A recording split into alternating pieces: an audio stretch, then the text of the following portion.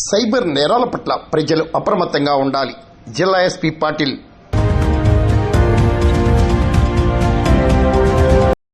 Cyber నేరాల పట్ల ప్రజలు అప్రమత్తంగా ఉండాలని కాకినాడ జిల్లా ఎస్పీ విక్రాంత్ పాటిల్ కోరారు. కాకినాడ జిల్లా పెద్దాపురం డివిజన్ కిర్లంపూడి పోలీస్ స్టేషన్ను ఎస్పీ పాటిల్ గురువారం ఆకస్మికంగా సందర్శించారు.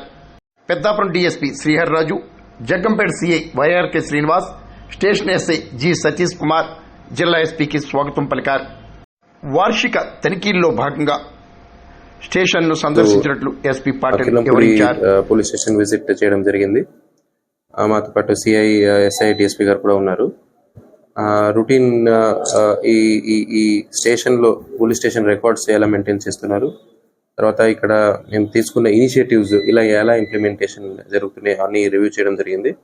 So on the surface the functioning of police station is satisfactory.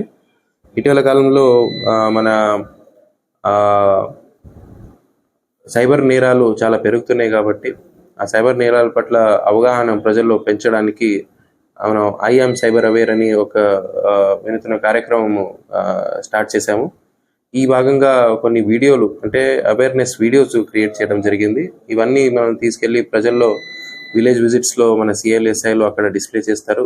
అదే భాగంగా స్కూల్ కాలేజెస్కి వెళ్ళి ఆ వీడియోస్ డిస్ప్లే చేస్తారు. ఈ వీడియోస్ వల్ల ఈ డిజిటల్ అరెస్ట్ అనే మోసము, లేదా ఇన్వెస్ట్మెంట్ పేరుతో మోసము, క్రెడిట్ కార్డ్స్, డెబిట్ కార్డ్స్ పేరుతో మోసము, లేదా జాబ్ ఇప్పిస్తాము, డబ్బులు ఇస్తాము అనే పేరుతో మోసము, ఈ వేరే వేరే ఇష్యూస్ పట్ల మనం వీడియో చేసి అందరికీ సర్క్యులేట్ చేయడం జరుగుతోంది. దీంతో పాటు మహిళా రక్షక్ అనే పేరుతో మహిళలు, గర్ల్ అండ్ విమెన్ గురించి వాళ్ళ సేఫ్టీ కోసము పోక్సో చట్టం గురించి అందరికీ అవగాహన ఇవ్వడానికి ప్రతి స్కూల్, విలేజ్, కాలేజెస్కి వెళ్ళి ఆ చట్టాల గురించి అవగాహన ఇవ్వడం జరుగుతుంది. దీంతో పాటు evening time, morning time school colleges దగ్గర యాంటీ టీజింగ్ స్క్వాడ్స్ లాగా వాళ్ళు తిరుగుతున్నారు. సో ఇలాంటి మన ఇనిషియేటివ్స్ ఏమేమి ఉన్నాయో ఇవన్నీ రివ్యూ చేయడం జరిగింది. తర్వాత మనకి కిర్లంపూడి హైవే స్ట్రెచ్ కూడా వస్తుంది కాబట్టి హైవేలో యాక్సిడెంట్స్ ని ఎలా నియంత్రించాలి అది కూడా మనం డిస్కస్ చేస్తున్నాము. ఎక్కువగా డ్రంక్ అండ్ డ్రైవింగ్, తర్వాత ఓపెన్ డ్రింకింగ్ కేసు కడుతున్నాము. సో క్రైమ్ జరిగిన తర్వాత ఏమి యాక్షన్ తీసుకుంటాము అది ఒక భాగం అయితే, క్రైమ్ జరగకుండా మనం ఎలా ఏమేమి యాక్షన్స్ తీసుకోవాలి అనేది మనం డిస్కషన్ చేసి ఆ దిశగా ముందుకెళ్తా ఉన్నాం. 16 ఆల్మోస్ట్ ఒక 80 కిలోమీటర్ స్ట్రెచ్ ఉంది మనకి కాకినాడ జిల్లాకి. ఎక్కువ యాక్సిడెంట్స్ ఎలా ఉంటాయంటే, చాలా స్పీడ్గా వెళ్ళడం వల్ల కంట్రోల్ తప్పి 2 వీలర్స్ పడిపోవడము, లేదా 2 వీలర్స్ వెనక వస్తున్న 4 వీలర్ కానీ లారీని హిట్ చేయడము.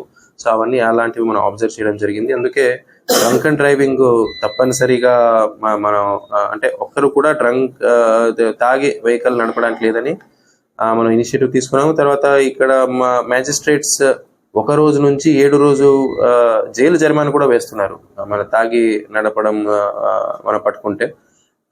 దానివల్ల ప్రజల్లో తాగి బండి నడపాలంటే భయం రావాలి. సో భయం కోసం ఏదైనా చేస్తున్నాము.